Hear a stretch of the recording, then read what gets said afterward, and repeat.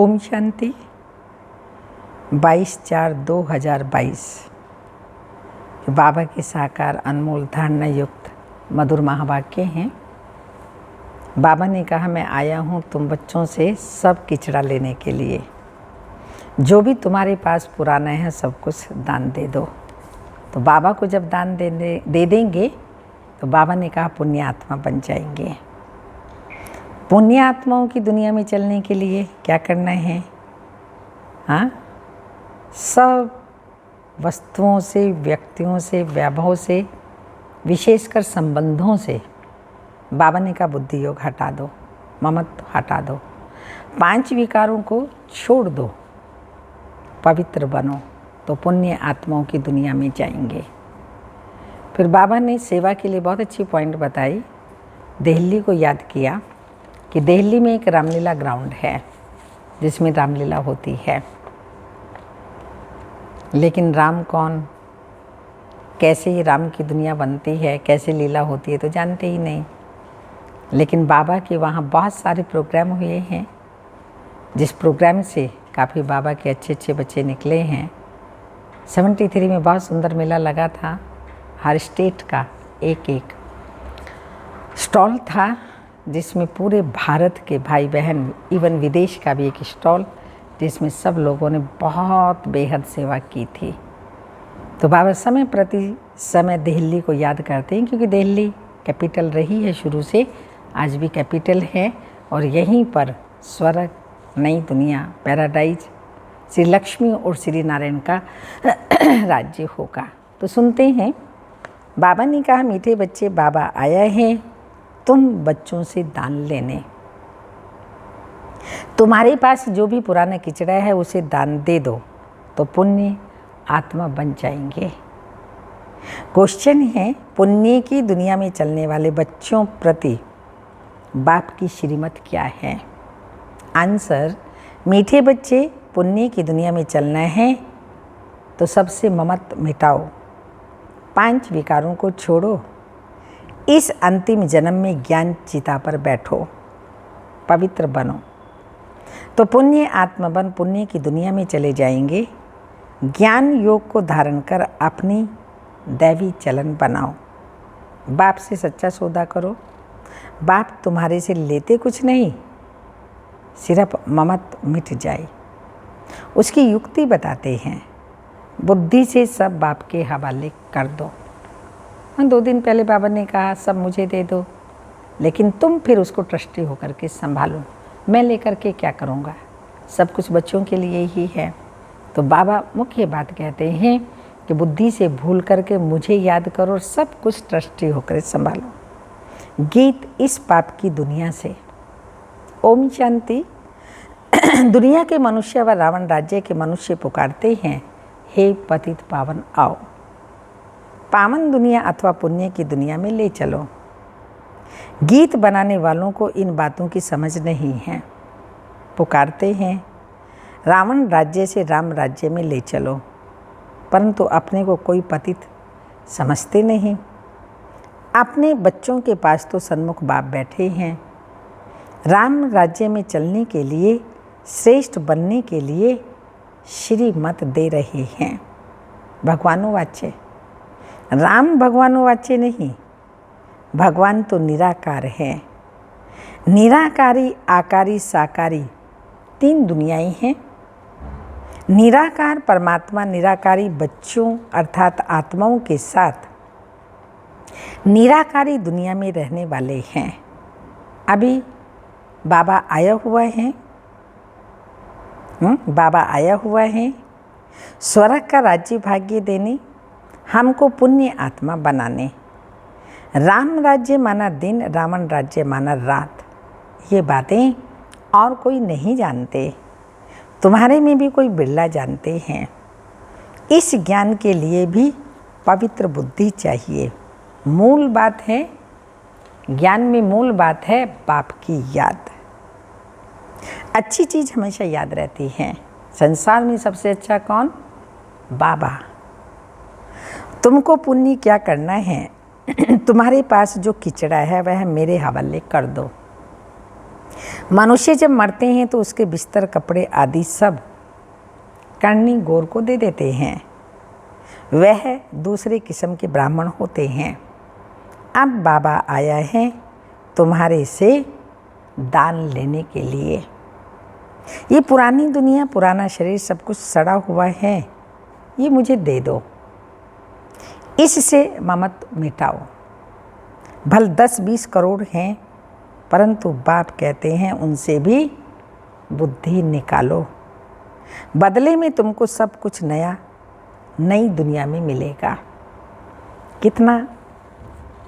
कितना यह सस्ता सौदा है। बाप कहते हैं जिनमें मैंने प्रवेश किया उसने सब सौदा किया। अब देखो उसके बदले कितना राज्य भाग्य मिलता है। ब्रह्मा बाबा को, कुमारियों को तो कुछ देना ही नहीं है, वर्षा मिलता है। बच्चों को तो उनको मिल्कियत का नशा रहता है। आजकल स्त्री को हाफ पार्टनर थोड़ी बनाते हैं, सारा बच्चों को ही दे देते हैं। पुरुष मर जाता है तो स्त्री को कोई पूछता भी नहीं। यहाँ तो तुम बाप से फुल वर्षा लेते हो। यहाँ तो कोई मेल फीमेल का सवाल ही नहीं है, सब वर्षे के अधिकारी हैं। मेल फीमेल आत्मा ही है, आत्मा ही सब वर्षे के अधिकारी हैं। माताओं कन्याओं को तो और ही हक जास्ती मिलता है, क्योंकि कन्याओं का लौकिक बाप के वर्षे में ममत नहीं है। वास्तव में तुम सब कुमार कुमारिया हो गए। बाप से कितना वर्षा पाया, एक कहानी है। राजा ने बच्चियों से पूछा किसका खाती हो, तो एक ने कहा अपने भाग्य का। तो राजा ने उनको निकाल दिया। वो बाप से भी साहूकार हो गई। बाप को निमंत्रण दिया, पूछा अब किसका खाती हूँ, देखो हर आत्मा अपनी किस्मत का ही खाती है। तो बाप भी कहते हैं बच्चे तुम सब अपनी तकदीर बनाते हो। दिल्ली में एक ग्राउंड है, बाबा की लहर चेंज हुई। सागर है ना, ज्ञान का सागर, तो सागर की लहर चेंज हुई। नाम रखा है रामलीला ग्राउंड। वास्तव में राम नाम रखना चाहिए रावण लीला, क्योंकि इस समय सारे विश्व में क्या हो रहा है, रावण लीला चल रही है। तो बच्चों को रामलीला ग्राउंड लेकर उसमें चित्र लगाने चाहिए। एक तरफ राम का चित्र हो और नीचे बड़ा रावण का भी चित्र हो, बहुत बड़ा गोला हो। बीच में लिख देना चाहिए ये राम राज्य और यह है रावण राज्य। तो समझ जाएं देवताओं की देखो कितनी महिमा है। सर्वगुण संपन्न, 16 कला संपूर्ण, संपूर्ण निर्विकारी, आधा कल्प कलयुगी भ्रष्टाचारी रावण राज्य, उसमें सभी आ जाते हैं। अब रावण राज्य का अंत तो राम ही करेंगे। इस समय रामलीला है ही नहीं, सारी दुनिया में रावण की लीला है। रामलीला होती है सतयुग में, लेकिन सभी अपने को बड़ा अक्लमंद समझते हैं, श्री श्री का टाइटल रखते हैं। ये टाइटल तो है निराकार परम पिता परमात्मा का, जिस द्वारा श्री लक्ष्मी नारायण भी राज्य पाते हैं। अब बाबा आया है तुमको भक्ति रूपी अंधकार से छुड़ाकर सोजरे में ले जाते हैं। जिसमें ज्ञान योग होगा उसकी चलन भी, ज्ञान भी होगा, योग भी होगा, चलन भी दैवी होगी। आसुरी चलन वाले किसी का कल्याण कर नहीं सकते। झट मालूम पड़ जाता है इसमें आसुरी गुण हैं या दैवी गुण हैं। अभी तक कोई संपूर्ण तो है नहीं, परसेंटेज में सबको धारणा होती जा रही है संपूर्ण देवता बन जाए। बाबा ने कहा वो तो अभी ऐसा है नहीं, अभी बनते जाते हैं। तो बाबा तो दाता हैं, तुमसे क्या लेंगे, जो कुछ लेते हैं वह तुम्हारी ही सेवा में लगा देते हैं। तन भी हमारी सेवा में हमारा लगता है, मन भी बाबा को याद करने में हमारा ही भाग्य बनता है, विकर्म विनाश होते हैं, और धन वो भी हमारी सेवा में ही लगता है। तो जो कुछ हम देते हैं हमारी ही सेवा में लगता है। बाबा ने इनको भी सरेंडर कराया। भट्टी बनानी है, बच्चों की पालना करनी है, पैसे बगैर इतनों की पालना कैसे होगी, इसलिए ब्रह्मा को सरेंडर करा दिया। बहुत कुछ था बाबा के पास। पहले बाबा ने इनको अर्पण कराया, फिर जो आए उनको भी अर्पण करवाया, परंतु सभी की एक रस अवस्था तो बनी नहीं। बहुत चले भी गए। बिल्ली के पुंगरों की कहानी, नंबरवार पुरुषार्थ अनुसार सब पक कर निकले। कच्चे थे वो चले गए, मेजॉरिटी पक करके निकले। जैसे वो भट्टी बनती हैं, तो यहाँ पर भी बाबा ने ये ज्ञान योग की भट्टी बनाई।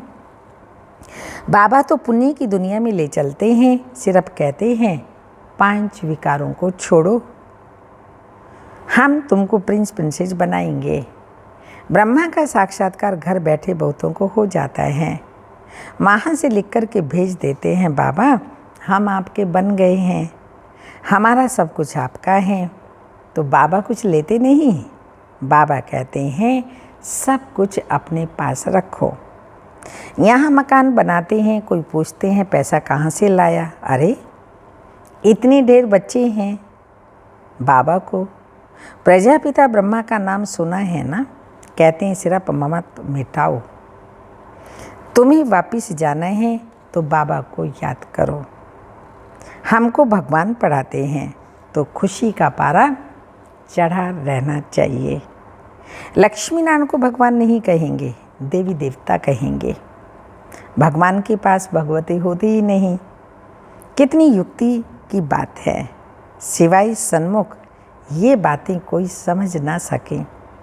गाते भी हैं तमेव मातश्च पिता बंधु सखा आदि आदि, ज्ञान न होने के कारण लक्ष्मी नारायण के आगे, हनुमान के आगे, गणेश के आगे भी जाकर ये महिमा गाते हैं। अरे वह तो साकारी थे, उनको अपने बच्चे ही माता पिता कहेंगे। तुम उनके बच्चे हो कहाँ, तुम तो रावण के बच्चे हो ना। ये ब्रह्मा भी माता हैं।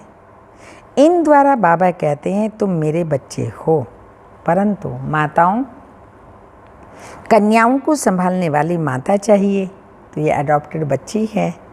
बीके सरस्वती। कितनी गुह्य बातें हैं। बाबा जो ज्ञान देते हैं वह कोई भी शास्त्रों में नहीं है। भारत का एक मुख्य शास्त्र गीता, उसमें ज्ञान की पढ़ाई की बातें, उसमें चरित्र की कोई बात ही नहीं। ज्ञान से मर्तबा मिलता है। बाबा है, फिर पॉइंट चेंज हुई बाबा की। बाबा कौन है? जादूगर। तुम गाते हो रत्नागर जादूगर आदि आदि, तुम्हारी झोली भरती है स्वर्ग के लिए। साक्षात्कार तो भक्ति मार्ग में भी बहुत करते हैं, परंतु उनसे कुछ लाभ नहीं। लिखेंगे पढ़ेंगे बनेंगे नवाब आदि आदि। साक्षात्कार से तुम कोई वह बन गए क्या? साक्षात्कार मैं कराता हूँ, पढ़ाई पढ़नी पड़ती है। साक्षात्कार खाली कर ले, उससे थोड़ी कुछ बन जाएंगे। पत्थर की मूर्ति थोड़ी साक्षात्कार कराएगी। तो बाबा कहते भक्ति मार्ग में भी जो जिस इष्ट देव को याद करता है उसका मैं ही साक्षात्कार कराता हूँ। साक्षात्कार का पार्ट बाबा का भक्ति मार्ग में चलता है। नोधा भक्ति में भावना तो शुद्ध रखते हैं, उनका उजोरा मैं देता हूँ, परंतु तमो प्रधान तो बनना ही है।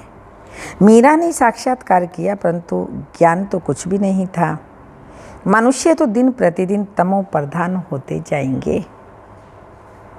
अभी तो सभी मनुष्य पतित हैं। गाते भी हैं हमें इस ऐसी जगह ले चलो जहाँ सुख चैन पाएं। तुम भारतवासियों को सतयुग में बहुत सुख था। सतयुग का नाम बाला है। स्वर्ग में भारत ही था, परंतु समझते नहीं। ये भी जानते हैं भारत ही प्राचीन था, स्वर्ग था, वहाँ कोई और धर्म नहीं था। ये सब बातें बाप ही बैठ समझाते हैं। तुम अभी श्रवण कुमार और कुमारियाँ बनते हो। तुम सबको ज्ञान की कांवर पर बिठाते हो। तुमको सब मित्र संबंधियों को ज्ञान दे उठाना है। बाबा के पास युगल भी आते हैं। आगे तो जिस्मानी ब्राह्मण से हथियाला बंधवाते थे, अभी तुम रूहानी ब्राह्मण काम चिता का हथियाला तोड़ते हो। बाबा के पास आते हैं, बाबा पूछते हैं स्वर्ग में चलेंगे? कोई कहते हैं हमको स्वर्ग यहाँ ही है। अरे यह तो अल्पकाल का स्वर्ग है। मैं तुमको 21 जन्मों के लिए स्वर्ग दूंगा, परंतु पहले पवित्र रहना पड़ेगा। बस इसी बात में ढीले पड़ जाते हैं। अरे बेहद का बाप कहते हैं तो अंतिम जन्म ज्ञान चिता पर बैठो। तो देखा जाता है स्त्रियां झट आ जाती हैं। कोई फिर कहती हैं पति परमेश्वर को नाराज कैसे करें। बाबा के बने तो कदम कदम श्रीमत पर चलना पड़े। अब बाबा आया है स्वर्ग का मालिक बनाने। पवित्र बनना अच्छा है, कुल कलंकित मत बनो। बाप कहेंगा ना, लौकिक बाप तो चमाट भी मारेंगे। यहाँ तो बाबा ऐसा नहीं करता।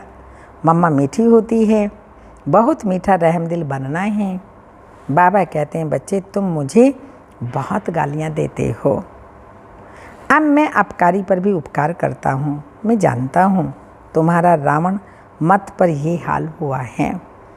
जो सेकंड पास हुआ वो ड्रामा, परंतु आगे के लिए खबरदार रहना कि हमारा खाता खराब ना हो।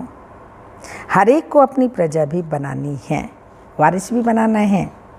मुरली कोई मिस नहीं करनी चाहिए, कोई पॉइंट्स मिस ना हो। हाँ, ये ध्यान रखना है कोई पॉइंट्स मिस ना हो जाए। मुरली मिस करेंगे तो कितने पॉइंट्स मिस हो जाएंगे। अच्छी ज्ञान रतन निकल जाएं और सुने नहीं तो धारणा कैसे होगी। रेगुलर स्टूडेंट मुरली कभी मिस नहीं करेंगे। कोशिश कर रोज़ वाणी पढ़नी चाहिए। अच्छा, मीठे मीठे सिक्के लदे बच्चों प्रति माता पिता बाप दादा का याद प्यार। Good morning, diamond morning. रूहानी बाप की रूहानी बच्चों को नमस्ते। हम रूहानी बच्चों की रूहानी माता पिता बाप दादा को याद प्यार। गुड मॉर्निंग, डायमंड मॉर्निंग, ओम नमस्ते। मातेश्वरी जी के अनमोल महावाक्य हैं। इस अविनाशी ज्ञान पर अनेक नाम धरे हैं। इस अविनाशी ईश्वरीय ज्ञान पर अनेक नाम धरे गए हैं। कोई इस ज्ञान को अमृत भी कहते हैं, कोई ज्ञान को अंजन भी कहते हैं। गुरु नानक ने कहा ज्ञान अंजन गुरु दिया, कोई ने फिर ज्ञान वर्षा भी कहा, क्योंकि इस ज्ञान से ही सारी सृष्टि हरी भरी बन जाती है। जो भी तमो प्रधान मनुष्य हैं वो सतोगुणी मनुष्य बन जाते हैं और ज्ञान अंजन से अंधियारा मिट जाता है। इसी ज्ञान को फिर अमृत भी कहते हैं, जिससे मनुष्य 5 विकारों की अग्नि से जल रहे हैं उसमें ठंडे हो जाते हैं।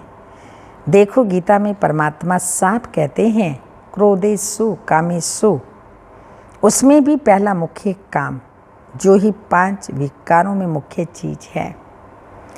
बीज होने से फिर क्रोध लोभ मोह अहंकार आदि झाड़ पैदा होता है, उससे मनुष्यों की बुद्धि भ्रष्ट हो जाती है। अब उसी बुद्धि में ज्ञान धारण करो। जब ज्ञान की धारणा पूर्ण बुद्धि में हो जाती है तब विकारों का बीज खत्म हो जाता है।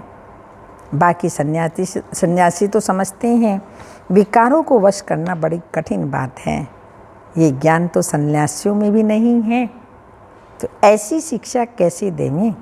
सिर्फ ऐसे ही कहते हैं मर्यादा में रहो, परंतु असल मर्यादा कौन सी थी, वो मर्यादा तो आजकल टूट गई। वहाँ कहाँ तो सतयुगी त्रेता युगी देवी देवताओं की मर्यादा, जो गृहस्थ व्यवहार में रहकर कैसे निर्विकारी प्रवृत्ति में रहते थे। अब तो सच्ची मर्यादा कहाँ है। आजकल तो उल्टी विकारी मर्यादा पालन कर रहे हैं। 1-2 को भी सिखलाते हैं कि मर्यादा में चलो। मनुष्य का पहला क्या फर्ज है वो तो कोई नहीं जानता, बस इतना ही प्रचार करते हैं कि मर्यादा में रहो, मगर इतना भी नहीं जानते मनुष्य की पहली मर्यादा कौन सी है। मनुष्य की पहली मर्यादा है, कौन सी है पहली मर्यादा? निर्विकारी बनना। अगर कोई से ऐसा पूछा जाए तो इस मर्यादा में रहते हो, तो कह देते हैं आजकल इस कलयुगी सृष्टि में निर्विकारी होने की हिम्मत ही नहीं।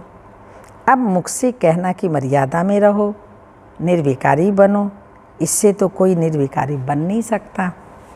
निर्विकारी बनने के लिए पहले इस ज्ञान तलवार से इन 5 विकारों के बीज को खत्म करना है, तब ही विकर्म भस्म होंगे। धारणा के लिए मुख्य सार है, अपना खाता खराब ना हो, इसके लिए बहुत खबरदार रहना है, कभी कुल कलंकित नहीं बनना है, पढ़ाई रोज पढ़नी है, मिस नहीं करनी है। सेकंड पॉइंट, श्रवण कुमार और कुमारी बन ज्ञान कांवर पर सबको बिठाना है। मित्र संबंधियों को ज्ञान दे, उनका भी कल्याण करना है। वरदान, अपने ऑक्यूपेशन की स्मृति द्वारा मन को कंट्रोल करने वाले राजयोगी भव। अमृत वेले तथा सारे दिन में बीच बीच में अपने ऑक्यूपेशन को स्मृति में लाओ कि मैं राजयोगी हूँ। राजयोगी की सीट पर सेट होकर रहो। राजयोगी माना राजा, उनमें कंट्रोलिंग और रूलिंग पावर होती है। वह 1 सेकंड में मन को कंट्रोल कर सकते हैं। वह कभी अपने संकल्प, बोल और कर्म को व्यर्थ नहीं गंवा सकते। अगर चाहते हुए भी व्यर्थ चला जाता है तो उसे नॉलेजफुल व राजा नहीं कहेंगे। स्लोगन, स्व पर राज्य करने वाले ही सच्चे स्वराज्य अधिकारी हैं। स्व पर राज्य करने वाले ही सच्चे स्वराज्य अधिकारी हैं। अमृत वेले की पॉइंट है, अमृत वेले से ही वरदानों को स्मृति में लाओ। बाप द्वारा जो भी वरदान मिलते हैं उन वरदानों को रोज अमृत वेले और कर्म योगी स्थिति में बार बार दिल से याद करना, तो वरदान कायम रहेंगे। दिल शिकस्त कभी नहीं होना। वरदान प्राप्त हैं। सिर्फ जैसे स्थूल नैनों में बिंदी निरंतर चमक रही है, ऐसे सदा नैनों में बाप बिंदी को समा कर रख सकते हो ना। मुश्किल है? मुश्किल नहीं है, सहज है। अच्छा, तो जैसे स्थूल बिंदी निरंतर है, ऐसे नैनों में निरंतर बाप बिंदी भी समाया हुआ है, तो और किसी तरफ नैन आकर्षित नहीं होंगे, मेहनत से छूट जाएंगे और तरफ नज़र जाएगी ही नहीं, बिल्कुल सेफ हो जाएंगे। कुछ भी हो जाए, लेकिन नैनों में सदा बिंदी बाप समाया हुआ हो, सदा नैनों में समाया हुआ होगा, तो दिल में भी वही समाया हुआ होगा। अच्छा, ओम शांति।